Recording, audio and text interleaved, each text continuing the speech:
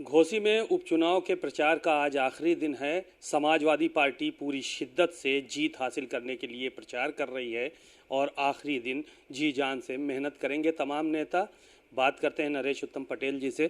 काफ़ी दिनों से यहाँ कैंप कर रहे हैं और जगह जगह पर जाके सभाओं को संबोधित कर रहे हैं।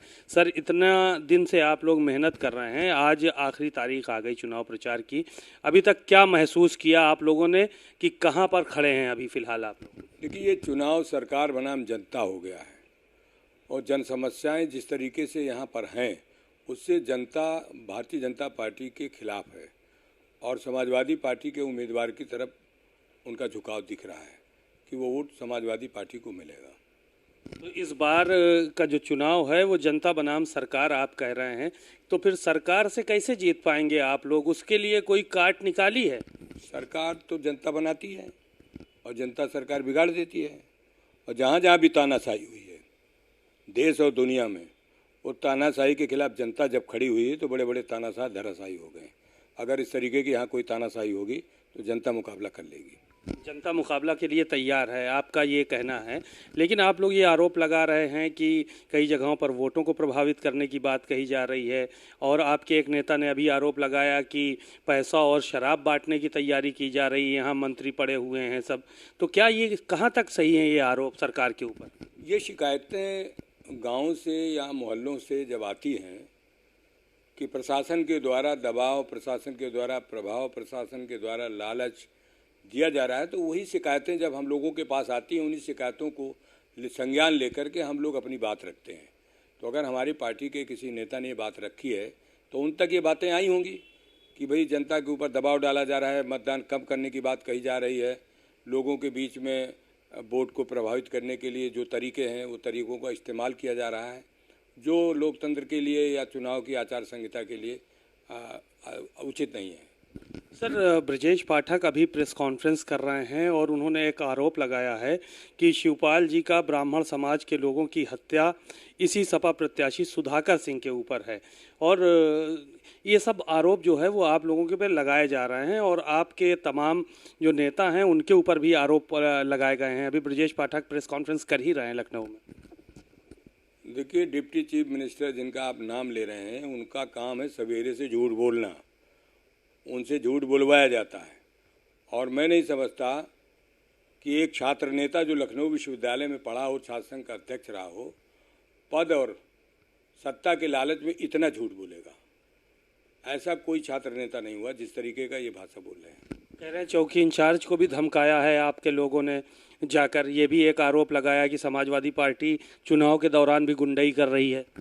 समाजवादी पार्टी को तो मुख्यमंत्री कह रहे हैं गुंडा पार्टी, और ब्रजेश पाठक तो जाने कौन कौन सा शब्द इस्तेमाल कर गए सदन के अंदर। उसका बहुत बड़ा प्रतिकार किया हमने कि आपकी भाषा अमर्यादित है, असंसदीय है, इस तरीके की भाषा बोलना बंद करिए, उससे लोकतंत्र खराब हो रहा है। सरकार कह रहे हैं कि आज हम लोग निर्वाचन आयोग से शिकायत करेंगे कि समाजवादी पार्टी धांधली कर रही है वहाँ पे चुनाव में। हाँ, तो शिकायत करना चाहिए उनको। अगर इस तरीके की धांधली उत्तर प्रदेश में योगी सरकार के सामने हो रही है तो ऐसी सरकार से क्या आप उम्मीद करेंगे कि वो अपना ही नहीं इज्जत बचा पा रहे हैं। सपा के डीएनए में अराजकता है कह रहे हैं। सपा समता और संपन्नता के सिद्धांत पर चलती है, समाजवाद समता और संपन्नता के सिद्धांत पर चलता है। समता और संपन्नता के लिए समाजवादी पार्टी लगातार काम कर रही है। हमारे समाजवादी पुरखों ने इस देश की आज़ादी दिलाई और इस देश में जो आर्थिक गैरबराबरी, उस आर्थिक गैरबराबरी को समाजवादी पार्टी के नेता बहादुरी से लड़ते हैं और बहादुरी से लड़ करके इन तानाशाहों से, पूंजीवादी ताकतों से मुकाबला करके जनता को निजात दिलाते हैं। कह रहे हैं बूथ लूट लेंगे आप लोग, ऐसा आरोप है उनका। कहा कि एक ब्लॉक प्रमुख का ऑडियो वायरल हुआ है। इस तरह के आरोप लगाए जा रहे हैं कि गुंडाई करेंगे, बूथ लूट लेंगे आप लोग। तो ये शिकायत कर दें, उस बूथ का नंबर भी दे दें और वहाँ पर ज़्यादा से ज़्यादा इंतजाम करें। लेकिन हम ये जानते हैं ये उल्टा चोर कोतवाल को डांटने वाली कहावत को चरितार्थ करते हैं। करते गुंडाई खुद हैं, सत्ता की गुंडाई है और आरोप लगाएंगे समाजवादी पार्टी पर।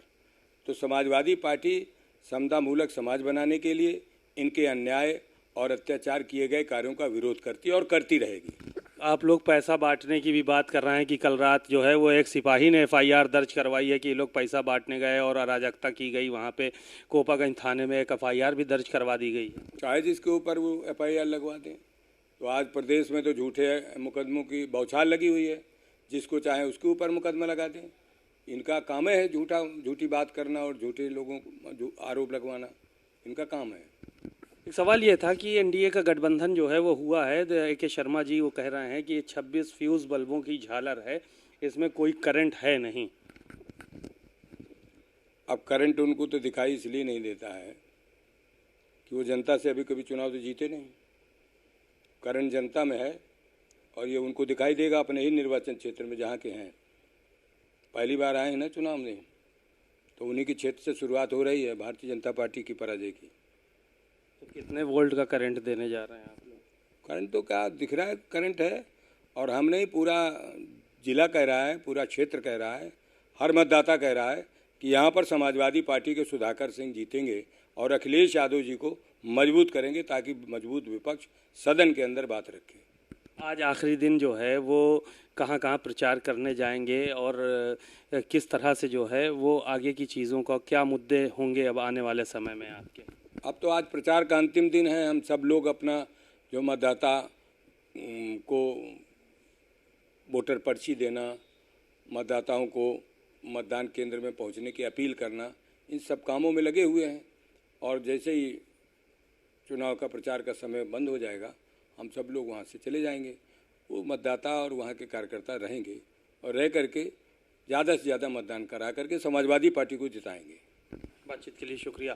तमाम आरोपों के जवाब दिए जो भारतीय जनता पार्टी की तरफ से लगाए गए कि इन लोगों का जो काम है वो सिर्फ झूठ बोलना है और इसीलिए वो आरोप लगा रहे हैं कि समाजवादी पार्टी बूथ लूट सकती है। कैमरामैन आशीष के साथ सीमा अब नकवी, भारत समाचार, मऊ।